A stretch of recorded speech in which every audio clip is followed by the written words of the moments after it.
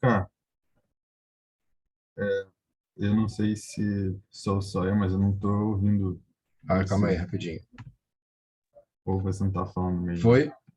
Foi. Tá. Calma aí, deixa eu fechar aqui de novo. Pronto. Então tá.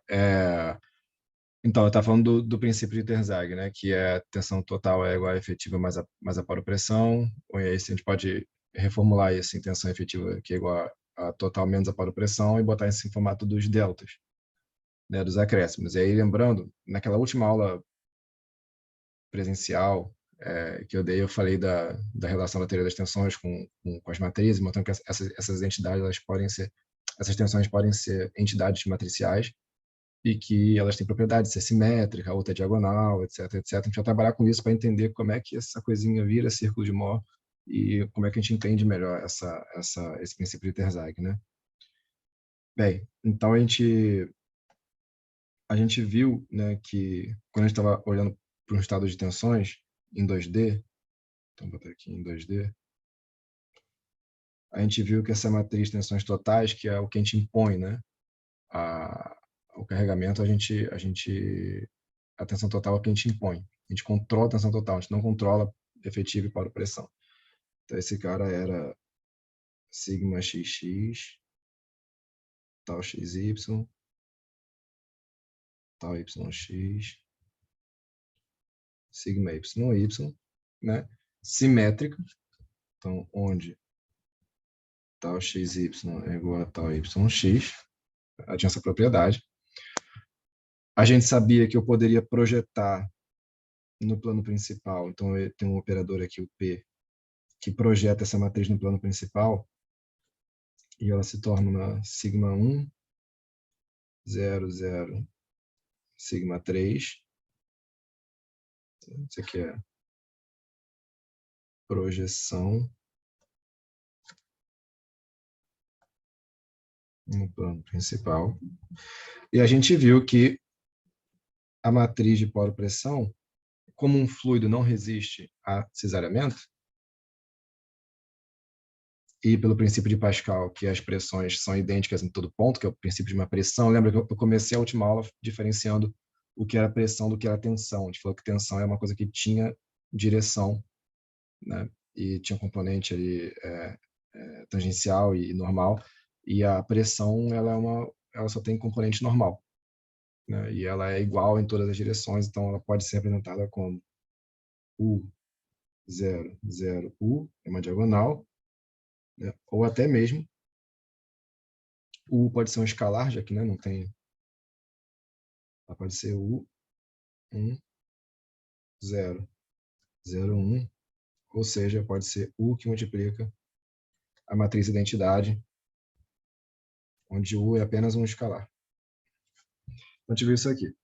Ou seja, se eu aplicar esse mesmo conceito em Terzaghi,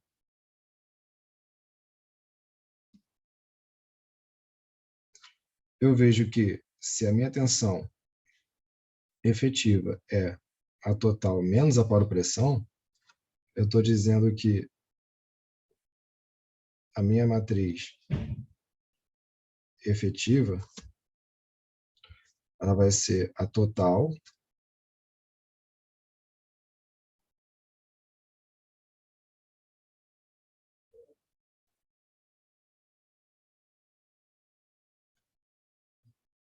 menos a paro-pressão. O que a gente pode notar? Que essa subtração de matrizes vai dar o quê? Sigma xx menos u, tal xy, tal yx, sigma yy menos u. Isso aqui é a minha matriz de tensão efetiva, que vai ser quem? Veja que só os termos da diagonal principal é que vão ser afetados. Ou seja, eu só desconto a paro-pressão das tensões normais. Então, esse cara vai ser um sigma linha xx, e aqui não muda nada. Aqui não muda nada. E aqui sigma linha yy. Então, isso aqui é muito importante ter isso em mente, que eu estou dizendo o quê? Que a poro-pressão vai mudar as tensões normais de um mesmo valor, vai afetar sigma xx e sigma yy no mesmo valor, ou seja, eu vou transladar essas tensões. Entretanto, eu não faço nada nas tensões cisariantes. Mas se a gente lembrar que o meu círculo de Mohr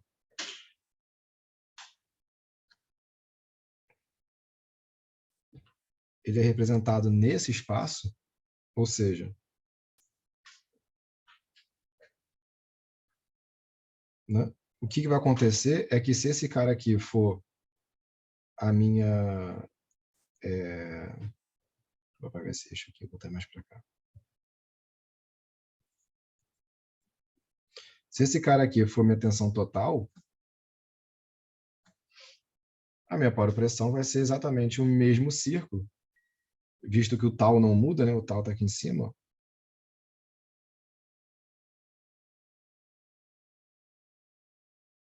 Ficou horroroso isso aqui, mas também.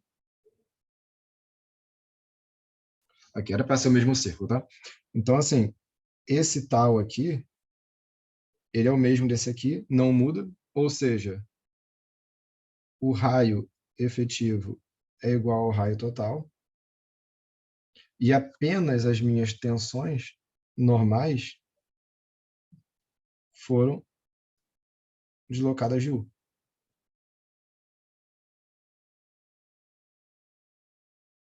Ou seja, todo ponto na circunferência foi deslocado de U. E aí vai depender do valor de U. Porque se U, eu posso ter um U tal que eu desloque esse rapaz aqui para cá.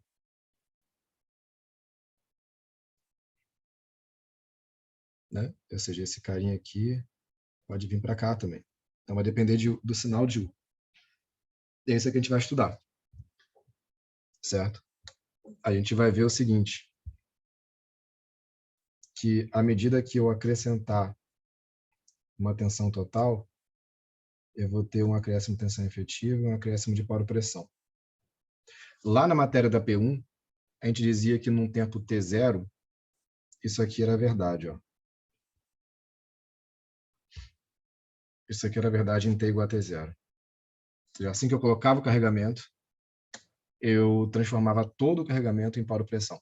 O que a gente vai ver nesse capítulo no próximo é que isso não é bem verdade. Parte já vai para a tensão efetiva, eu tenho parte que vem para cá, e eu tenho parte que vem para cá, no tempo T0. Eu não tenho uma coisa exclusiva para sigma U. O problema disso é o seguinte, é que a gente vai ter então que a tensão total vai ser a tensão efetiva mais um delta de USS mais UE. Isso a gente não vai mudar, né? Lá da P1. Então, esse cara vai ser um delta de sigma' mais um delta de USS mais um delta de UE. E como essa parte da disciplina a gente só vai trabalhar com carregamentos, colocar ou não tensões, então a gente não vai trabalhar com mudança de lençol freático. Isso não vai acontecer. Então, esse termo aqui, em geral, sem perda de generalidade, esse cara é nulo. Então, eu vou estar dizendo que a tensão total, o acréscimo, a diferença total, vai ser igual a mudança na tensão efetiva mais uma mudança no excesso de paropressão. Bem, então a gente vai ter que descobrir qual é o sinal de delta UE. E aí a gente vai ver que esse sinal, aqui botar aqui, spoiler, sinal de delta UE depende de uma coisa e de outra. Depende do tipo de carregamento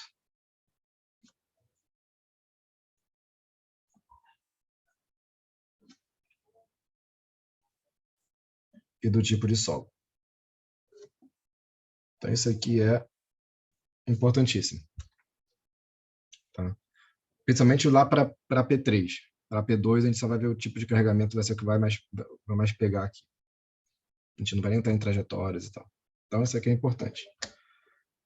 entender como é que a paropressão vai ser gerada vai depender de como você está carregando e qual é o solo que você está carregando. Então, a gente já viu, por exemplo, lá na P1, a gente faz um levantamento de lençol, não sei o quê, aí a argila tem aquele processo todo de densamento que é longo, mas as areias, a gente nem contava na hora do processo, dizia que ela dissipa instantaneamente. Por quê? Porque a areia não acumula paropressão em excesso. Aqui essa regra não vai mudar. Areias não acumulam paropressão, ou seja, isso aqui, delta de UE para areias, não vai fazer sentido. Só faz sentido em casos sísmicos, né? Em terremotos, então a gente até mas aqui, a nível de graduação também, não é o foco. Então, areias não vão ter acréscimo de paropressão em excesso, né? Então, a gente vai trabalhar fundamentalmente com solos. Toda vez que a gente tiver tipos de carregamento que vão impor um acréscimo de tensão, de paropressão em excesso, saibam que a gente está falando de um solo fino ou um solo mole, uma argila, um silt argiloso, uma maria argilosa, etc. Tem que ter alguma parcela de solo fino ali.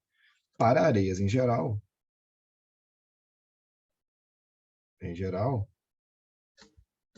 a gente sabe que esse cara vai ser igual a esse cara mais esse cara, só que se esse cara é nulo, então para areias vale a regra de que todo acréscimo de tensão total é um acréscimo de tensão efetiva. Então, opa. Então, isso aqui não muda. Certo? Bem, então, dito isso, a gente vai explorar alguns tipos de ensaio, como é que eles vão contar essa historinha aí do acréscimo de paropressão. Tá? Bem, então, tipos de ensaio. Eu vou primeiro falar de um ensaio onde não tem esse UE para nenhum tipo de solo, que é o ensaio de dessalhamento direto.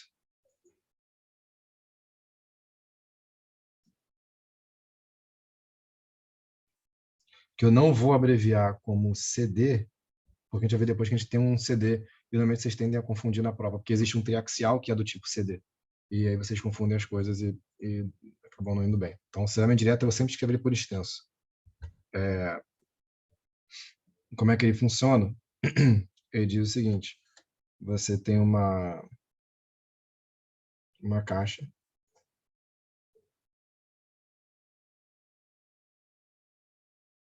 vou fazer menorzinho. Você tem uma caixa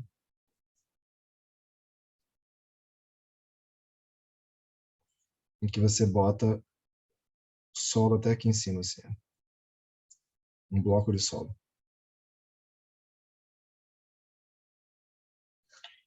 Ela é travada aqui embaixo, está ancorada aqui, e aí ela tem uma segunda parte que encaixa aqui, que fecha aqui assim. É uma caixa bipartida, ou seja, essas tampas elas não são grudadas, né? E aí esse ponto aqui é fixo. Eu vou ter desse lado daqui um equipamento que vai impor uma força nessa direção tangencial, e aqui eu vou colocar um peso, a força normal. Como é que essa caixa aqui vai ter uma área? E aí o que acontece é que eu vou empurrar esse cara para o lado. E eu vou medindo, nesse equipamento que empurra aqui, ele tem um relógio medidor de deslocamento. É tipo uma manivela. Então, o que eu vou saber? Eu vou saber, esse cara aqui vai gerar um gráfico de deslocamento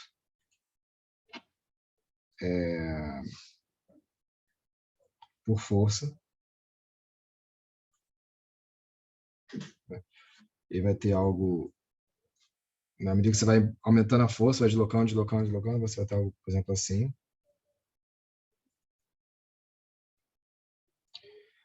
E aí, isso aqui para uma certa força normal.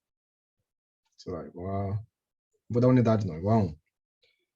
Aí para outras você pode ter uma outra força normal e você vai resultar num outro comportamento. E se você colocar pouca força normal, ela vai ter um comportamento assim, sem pico. por exemplo.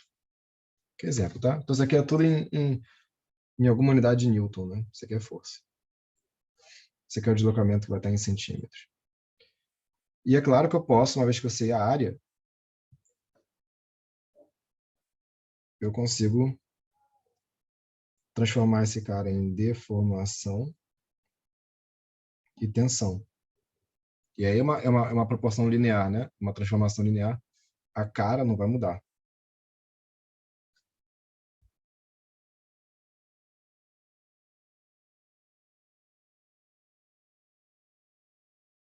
Só que agora aqui vou ter uma tensão normal, tensão normal, tensão normal. E aqui eu vou ter uma deformação. Veja que existe um comportamento assintótico.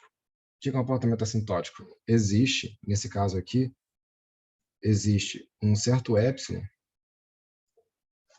eu vou chamar esse cara aqui, existe um certo epsilon para o qual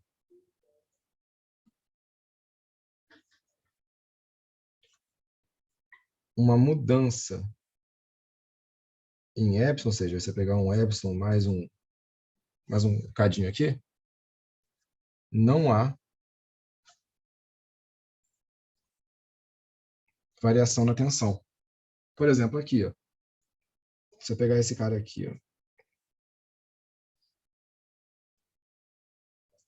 veja que esse cara aqui é um comportamento assintótico, né? Ou seja, a partir desse epsilon aqui, se eu pegar um epsilon mais alguma coisinha, eu ando nesse eixo aqui, mas nesse eixo aqui eu não ando, ó, não muda. O que é diferente daqui, por exemplo, ó, se eu estou aqui, pega esse epsilon, vou pegar esse epsilon mais delta aqui. Eu andei aqui, mas eu também andei aqui, ó. Nesse ponto aqui, eu ando em epsilon, e isso não anda meu sigma. E aí a gente vai dizer o seguinte, que esse comportamento assintótico, ele é atingido de uma vez só, monotonicamente, para solos, para alguns tipos de solos, que vai debater depois, como esse caso aqui, ó. Ou ele pode passar por uma região de pico antes, para depois atingir esse epsilon. Então, o que a gente vai ter? A gente vai pegar, para esses solos que apresentam esse pico, a gente vai verificar quem é esse epsilon, para identificar quem é o sigma, né? E veja que eu botei sigma, mas esse cara como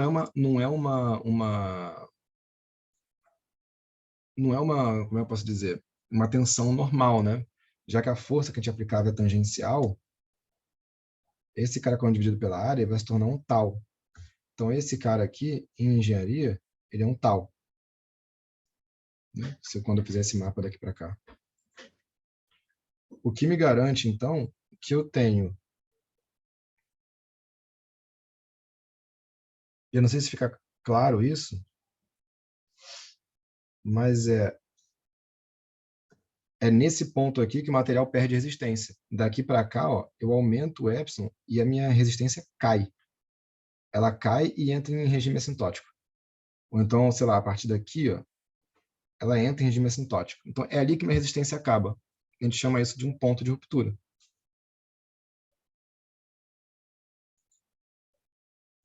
Então, se a gente conseguir plotar, por exemplo, tensão normal do ensaio associado a qual foi o tal onde houve a ruptura, nesse espaço aqui, ó,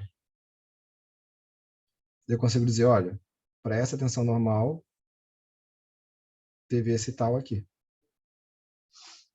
Eu boto. Ah, para outra tensão normal maior, o tal foi maior. E aí a gente vai fazendo esses plots assim, a gente tem, por exemplo, uma linha, certo? Essa linha, ela é muito importante porque ela define o seguinte: todo mundo aqui embaixo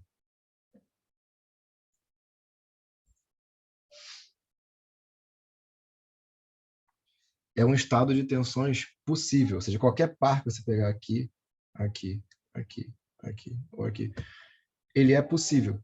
Ou seja, existe um sigma e um tal que você pode aplicar no material, sem problemas. Agora, todo ponto que estiver em cima desta linha indica uma ruptura. Todo estado que estiver exatamente na linha indica uma ruptura. E estados acima dessa linha são impossíveis. Essa linha ela é comumente chamada de critério de Mohr-Coulomb.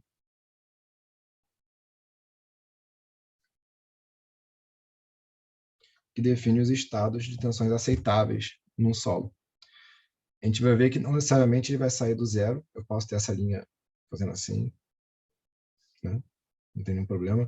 Onde a inclinação a gente chama de filinha e esse intercepto coesivo a gente chama de selinha. Então, vai existir aqui uma proposição que diz o seguinte, de Mohr-Coulomb, que eu, a partir de agora eu vou chamar de MC. Existe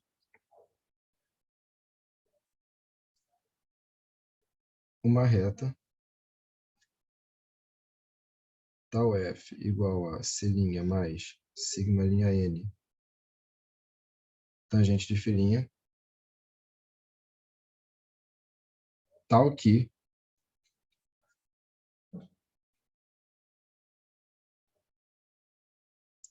todo ponto para qualquer ponto P que tenha coordenada tal e sigma inferior, eu nem botar inferior igual, inferior a tal F sigma' F, esse cara que está em linha, né? É efetivo, tal que todo ponto P que esteja abaixo daquela região é um estado viável. E se esse ponto P for igual a um ponto na reta, então a ruptura do material. Essa é uma proposição. O que a gente vai ver é que isso é uma das características fundamentais do solo, é extrair o parâmetro. Então, com parâmetros, assim, parâmetros de Mohr-Coulomb, vai ser o filinha e o selinha. Somente eles são parâmetros, porque sigma e tal são variáveis. Então, esses parâmetros definem a resistência do solo. Quando você vai fazer qualquer projeto de solo, você precisa tirar o filinha e o selinha. E aí você pode fazer ensaios de salamento direto, como esse que a gente fez agora ali, ou vocês podem fazer ensaios triaxiais, que são mais complexos, que vão dar aí deformabilidade do material, vão dar várias propriedades elásticas, vão dar medição de poropressão. Esse cara que não mede poropressão, todo ensaio de salamento direto é um ensaio drenado. Mas o importante é tirar esses caras aqui, tirar o filinho e o selinho. Para isso, alguns ensaios foram desenvolvidos e a gente vai falar rapidamente dos ensaios triaxiais.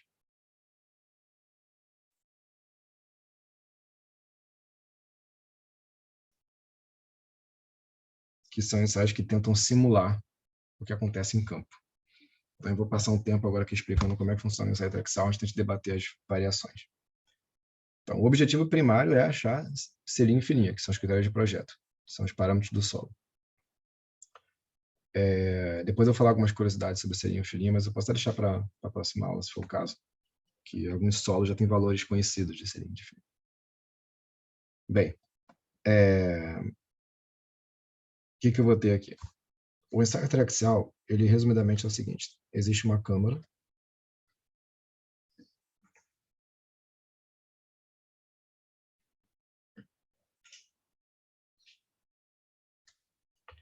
em que aqui eu vou botar aqui um negócio assim, aqui fica a amostra de solo,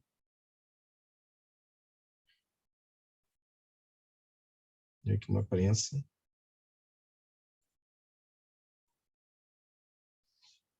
Essa prensa aqui, ela é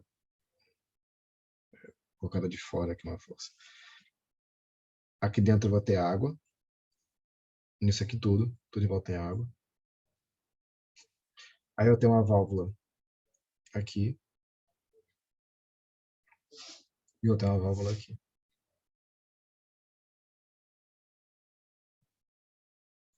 Ou seja, uma das válvulas está na água que está fora do corpo de prova, nessa água que está aqui dentro desse acrílico, né? E tem uma válvula que é dentro do solo, dentro da amostrazinha de solo. O que acontece?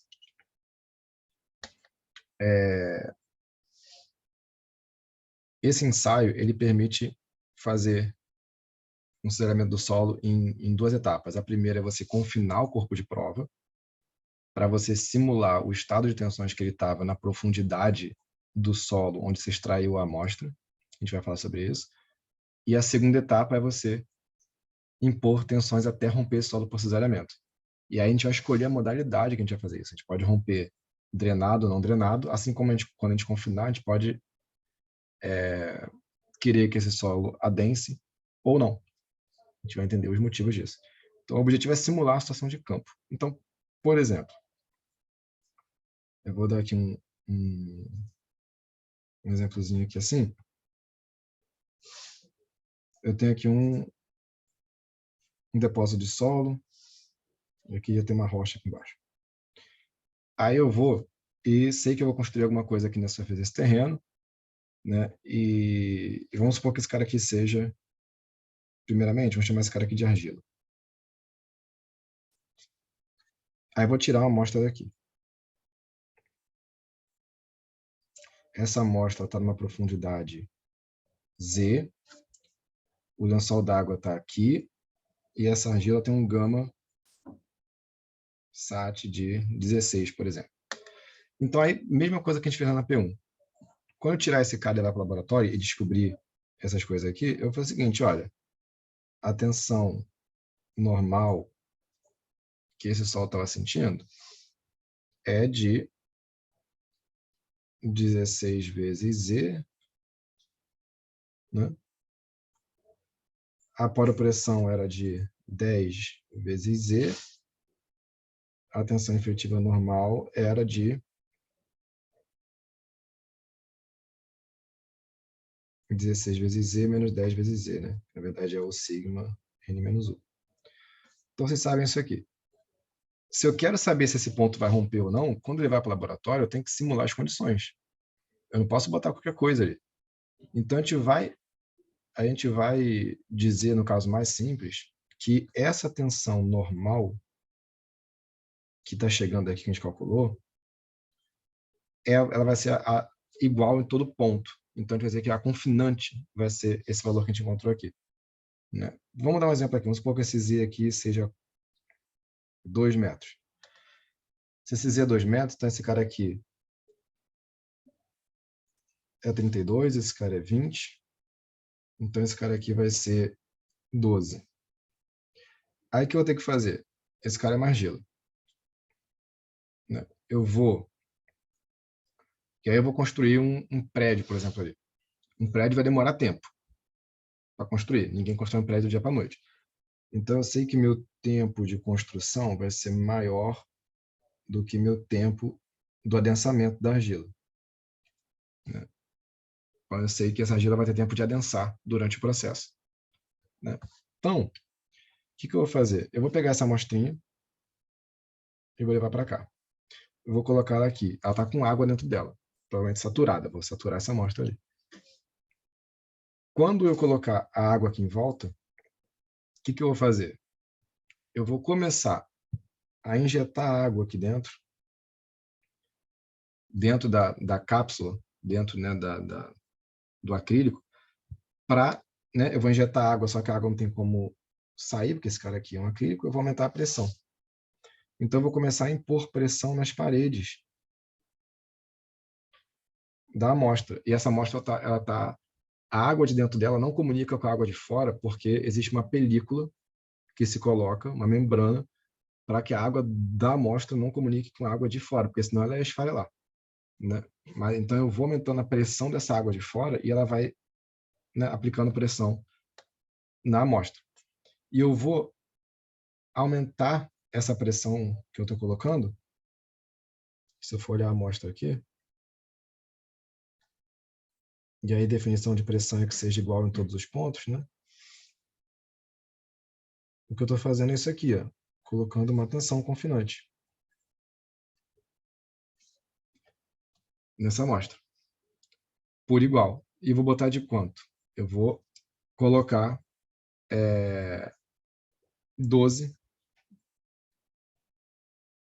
kPa. Por que colocar 12 kPa? Uma vez que eu coloquei essa tensão, eu vou fazer o quê?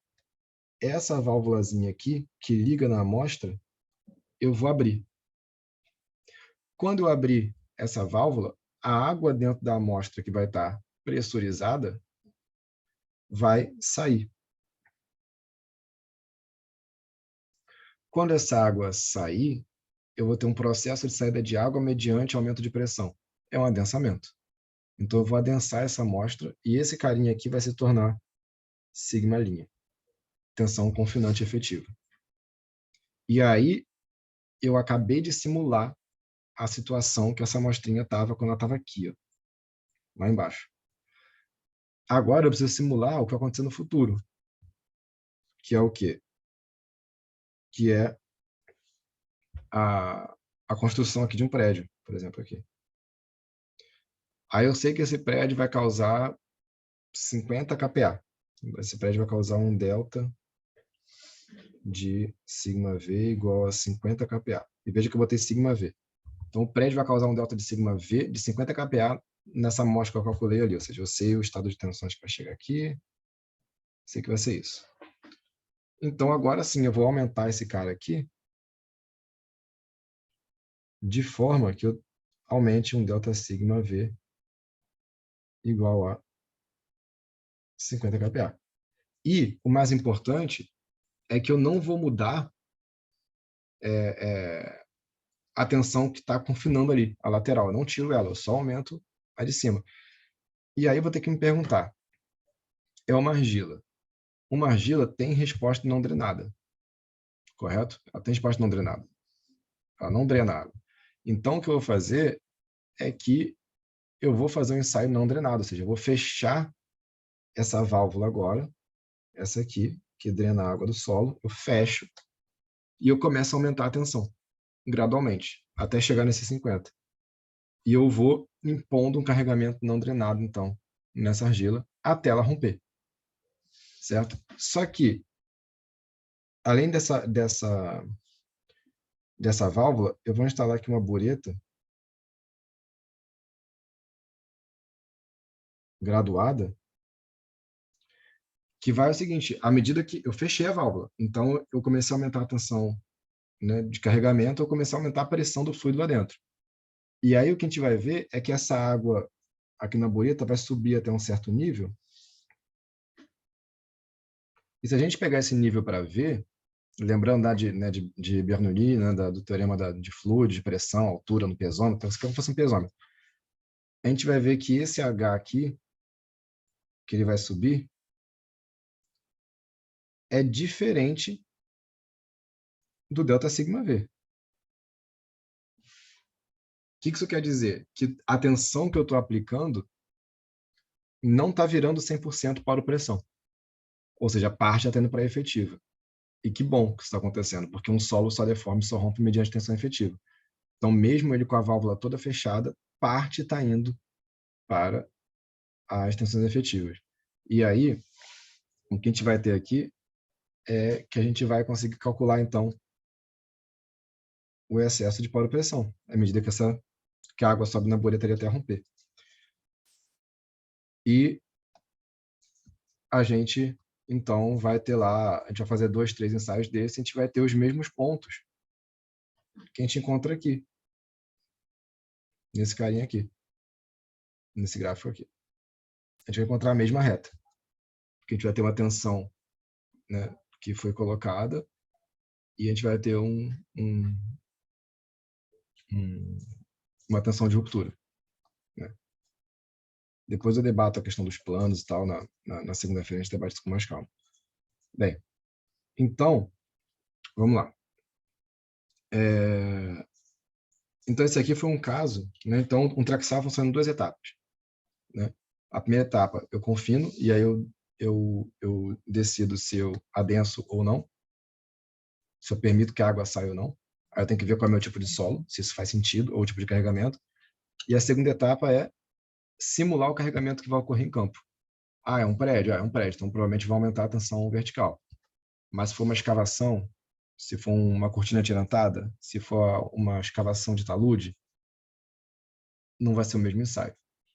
Não vão ser as mesmas tensões que a gente vai ter que colocar. A gente vai ter que simular o que está acontecendo em campo.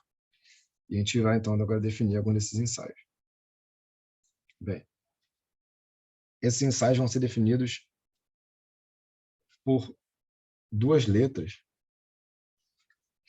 Chama aqui AA barra B, B, B. Vai ser sempre nesse formato aqui. 2 letras antes, 3 letras depois. Então, a gente vai ter os ensaios CD, CTC, CD, CTR, CD, ETC, CD, ETR, CU, CTC, CU, CTR,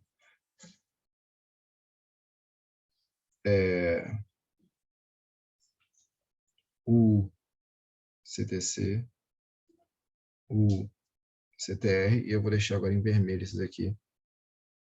CU, ETC, CU, ETR, que eu vou falar depois. Então, a gente viu aqui que, né, duas letras e tal. O que significa cada uma desses caras aqui? Esse cara aqui vai definir o tipo de drenagem da primeira fase do ensaio e da segunda fase do ensaio. E aqui vai ser, esse cara define o tipo de tensão, vamos dizer assim, aplicada. Ou seja, quando eu tenho um CD, eu estou dizendo que a primeira parte do ensaio, que é o confinamento, ele vai ser adensado, ou seja, eu vou colocar um carregamento, né, confinante ali, vou aumentar a pressão do fluido externo e eu vou liberar a torneira, a válvula ali, para que o fluido de dentro da amostra saia e eu cause adensamento. Então, primeiro o C, quando ele é C, quer dizer que é consolidated, então consolidado, adensado. Então aqui, adensado. O segundo, de D, é a drenagem da segunda fase, ou seja, quando eu for cisalhar o material. Se eu cisalhar o material com a válvula aberta, permitindo que durante o cisalhamento a água saia, então esse ensaio é um ensaio drenado. Por isso que tem um D, de drain também em inglês. Então, por exemplo, ensaios CD, onde a primeira fase é adensada e a segunda fase é drenada, são para solos que adensam e drenam. Por exemplo, areias. Só que eu posso ter CU, onde a primeira fase é drenada, não sei, a primeira fase tem adensamento, e a segunda fase eu carrego o meu solo em condições não drenadas. Eu fecho a válvula e carrego o material. Ou seja, qual é o material que pode adensar, ele pode sofrer adensamento, mas se eu construir alguma coisa, ele acumula para a pressão. Argilas. E solos finos. E quais são os solos que podem passar pelo UU? Ou seja, eles nem adensam e nem drenam. Também são argilas. Só que qual é a coisa aqui? Normalmente, quando você constrói um prédio, como eu falei, você dá tempo suficiente da argila responder de forma não drenada, só que ela vai adensando aos poucos. Agora, pensa que eu tenho lá uma argila mole, tipo Jacarepaguá, Vila do Pan ali, e aí eu subo um aterro em questão de 2 dias, um aterro alto. Em 2 dias eu subo. É um carregamento tão repentino, tão rápido, que você não dá tempo de adensar o material e nem drenar para romper. Então, é o U, certo? Bem, e agora a gente vai falar sobre a segunda parte, que pode ser um CTC, um CTR, um ETC ou um ETR. O T aqui, para todo mundo, quer dizer triaxial. O primeiro C, quando ele aparece, quer dizer compressão. E o E quer dizer extensão. Deixa eu definir o que quer dizer cada um agora. Eu tenho um corpo de prova assim.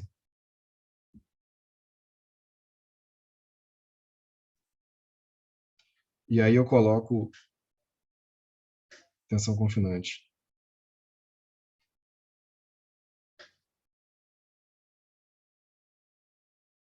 Aqui. Todo mundo por igual. E aí, eu aplico lá um certo estado de tensões, que eu não vou falar agora aqui, que vou levar vocês à dedução. Esse corpo de prova,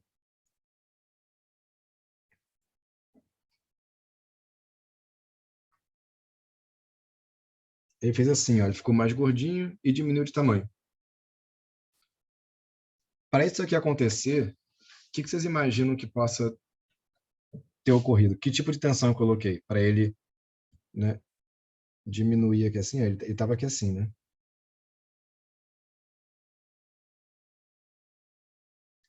O que deve ter acontecido para ele alargar para o lado e diminuir de tamanho? O que vocês imaginam?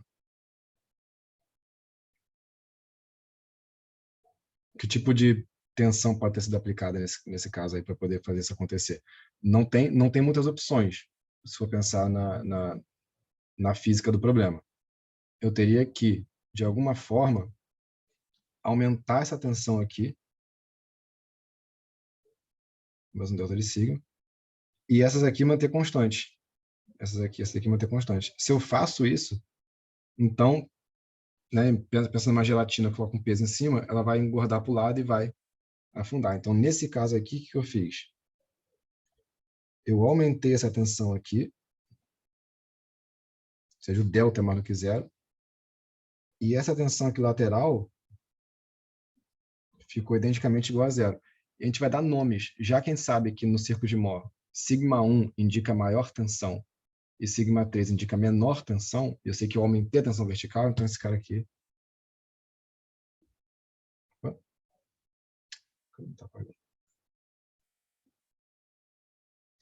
Então, isso aqui aconteceu. Eu aumentei o σ1, aumentei a tensão vertical, que é maior, e eu mantive o σ3 ali.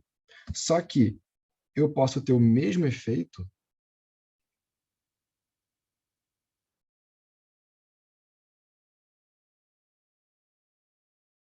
eu tinha lá um solo aqui mais magrinho, mais altinho.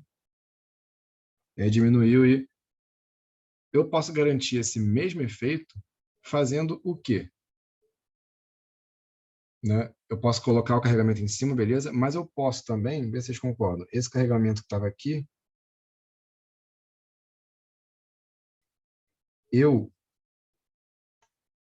mantenho ele, e esse cara aqui, que é o lateral, eu diminuo ele.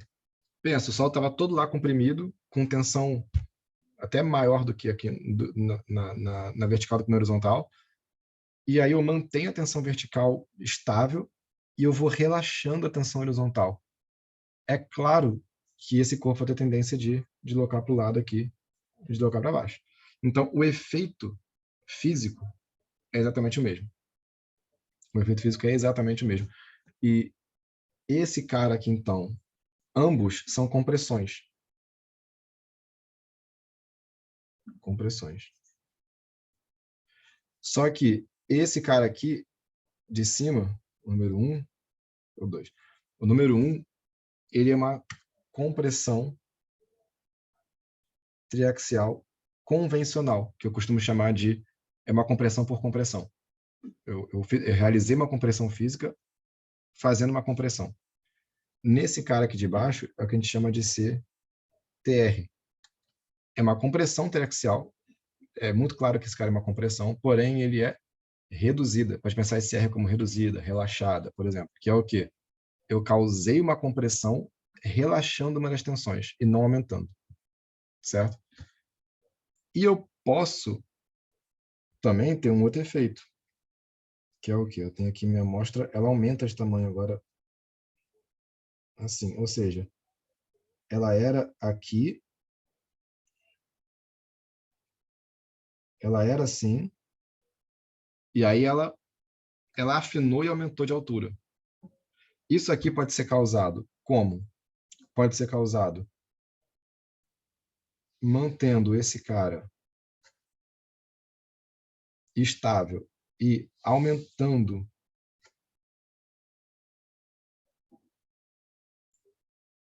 essa tensão. Eu vou apertar lateralmente, esse corporal vai, né, vai ficar mais esguio ali. Ou eu posso causar o mesmo efeito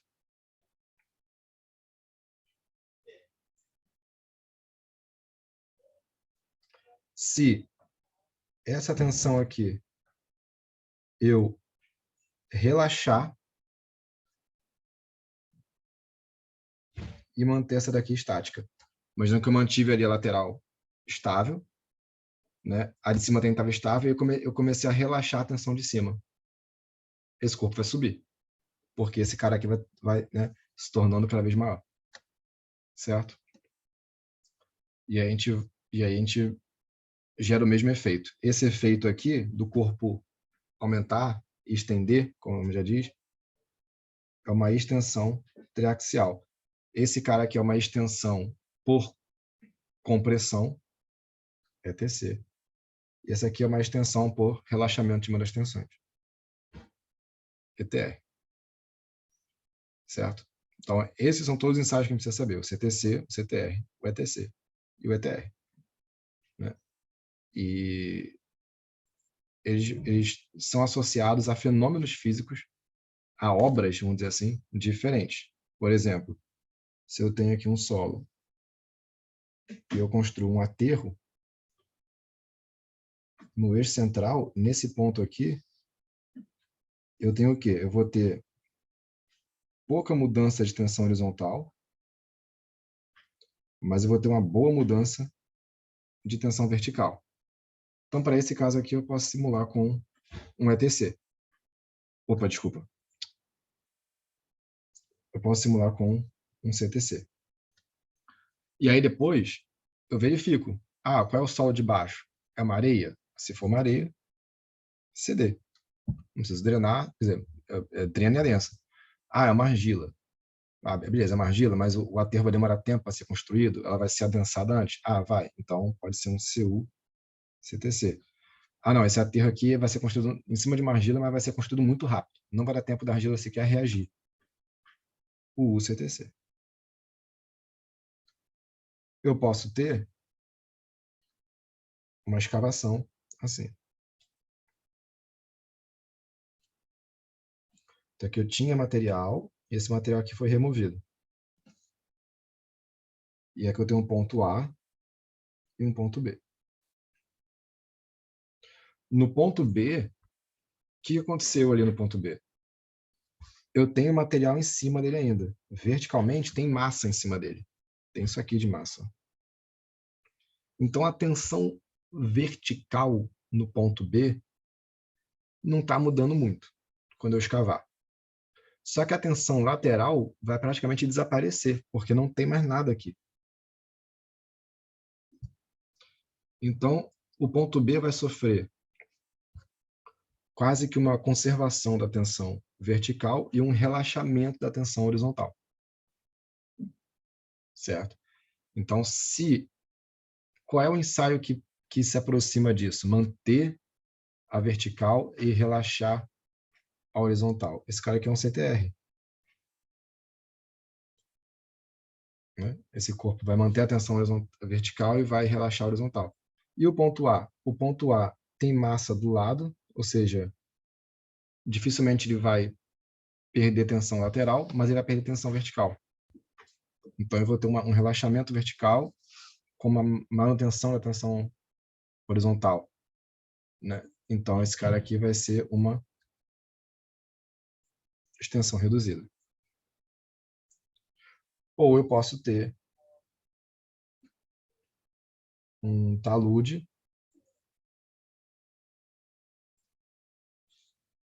que eu vou construir aqui um muro.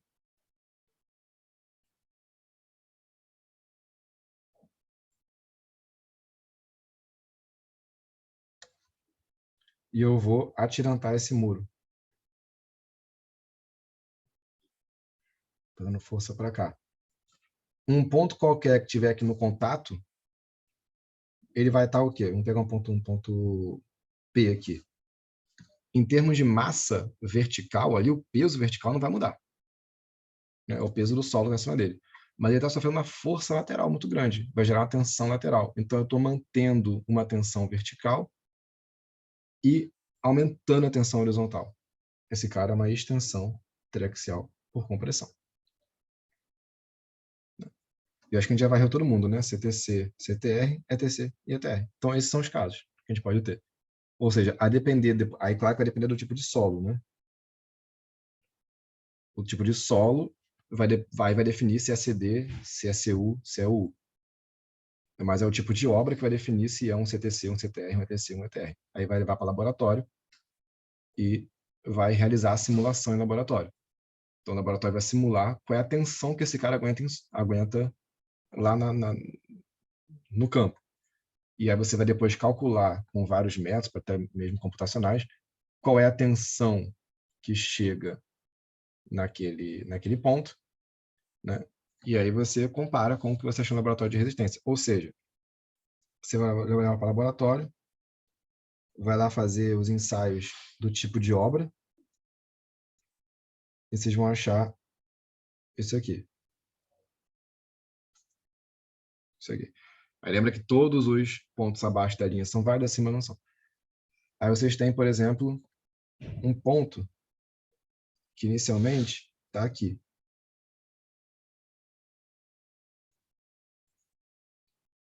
Vou botar aqui, esquematicamente, porque não é bem assim. Aí vocês sabem que quando vocês colocarem o carregamento lá, esse ponto vai migrar para cá. Ou seja, ele vai ganhar um certo tal, ele vai mudar aqui de sigma. Se esse ponto aqui, que na verdade é só uma migração desse cara para cá, devido ao carregamento, à obra, se está abaixo da linha, então ok, esse ponto é aceitável. Agora, se der que esse ponto migrou para cá, vai ter ruptura. Ou se migrou para cá, vai ter ruptura. Migrou para cá, ruptura. Para cá, ruptura. Se vier para cá, tá ok. Se vier para cá, também tá ok. Certo? E a gente vai ver que todo ponto que se encontra na linha, no critério de Mohr-Coulomb, esse ponto ele é um ponto de tangência do círculo. E aí lembra que cada ponto do círculo é um plano, onde atua um par de tensões. Ou seja, nesse plano aqui, existe um sigma, existe um tal. E aí, quando eu descobrir esse plano, eu vou ver que o meu corpo de prova, ele vai literalmente cisalhar nesse plano. E nesse plano que ele cisalhou, que ele rompeu, vai ter uma tensão normal e uma tensão cisalhante, que vão ser exatamente essas aqui. E a gente vai ver como é que isso aqui mapeia um no outro. Amanhã vocês vão ver isso com mais calma. E na semana que vem, segunda, terça e quarta, a gente vai focar praticamente nisso. E aí vai ver, por exemplo, esse cara aqui é o círculo das efetivas, porque só tensão efetiva rompe solo e deforma solo. Mas muitas vezes a gente vai ter um outro círculo aqui, que é o das totais, a gente vai ter que fazer análise a partir dos dois. Certo? Então, acho que já é bastante coisa para vocês digerem, principalmente os tipos de ensaio, que eu acho que é o principal. Aí, na semana que vem, a gente discute exercícios mais aplicados nessa teoria toda. E a gente resolve também, a gente vai se contar 3 dias, então dá tempo de resolver talvez uns 3 exercícios de prova, comuns de prova, e debater a teoria em cima disso. Tá bem? Se vocês não tiverem nenhuma dúvida, eu libero vocês já. E, como sempre, eu deixo meu e-mail disponível aí, se vocês tiverem qualquer dúvida pontual, alguma coisa que vocês leram e não entenderam, vocês estão à disposição. Vocês têm alguma dúvida? Sem dúvidas, por enquanto. Tá, então ótimo. Qualquer coisa, sabe onde me procurar, é só mandar e-mail, tá bem? Beleza, abraço, cara. Valeu, cara, Tchau, abraço. Cal. Obrigada. Valeu, tchau.